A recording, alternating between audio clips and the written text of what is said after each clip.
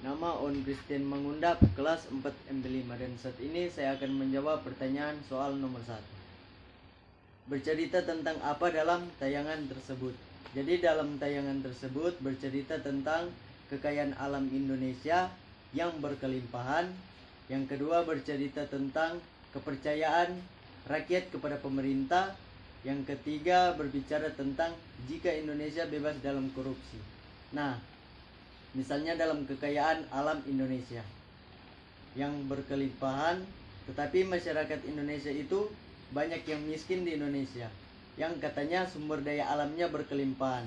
Jadi yang anggaran, karena sumber daya alam yang ada di Indonesia itu milik pemerintah, tapi anggaran yang seharusnya dianjurkan dan diteruskan untuk masyarakat itu dipakai oleh pemerintah atau pejabat dalam kebutuhannya pribadi.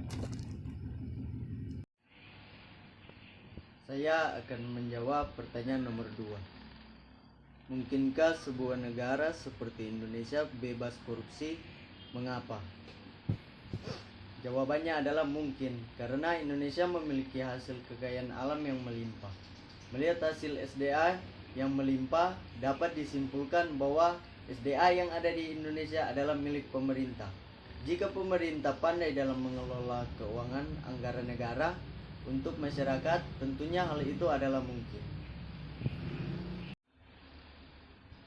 Saat ini saya akan menjawab pertanyaan nomor 3. Bagaimana cara meminimalisir korupsi sehingga indeks persepsi korupsi di Indonesia bisa meningkat?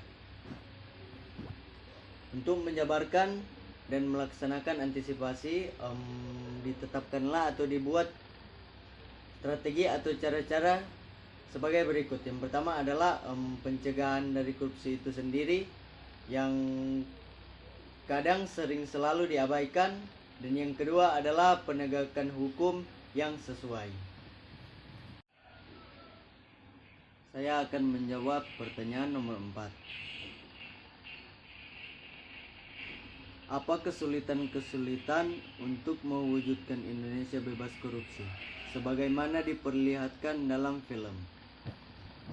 Kesulitannya adalah kepercayaan masyarakat terhadap pemerintah, karena dalam hal kasus korupsi lebih identik ke pemerintah. Korupsi membuat masyarakat itu menanggung akibat yang dilakukan oleh pemerintah.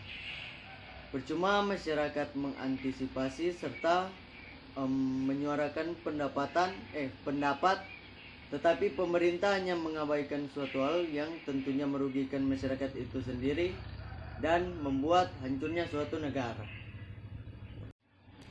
Saya akan menjawab pertanyaan nomor 5. Apakah peran yang dapat diberikan mahasiswa untuk menjadikan Indonesia bebas korupsi? Jadi peran mahasiswa adalah membuat sosialisasi tentang korupsi di kalangan masyarakat sekitar, dan peran penting mahasiswa harus mendemonstrasikan bahwa diri bersih dan jauh dari perbuatan korupsi. Saya akan menjawab pertanyaan nomor 6.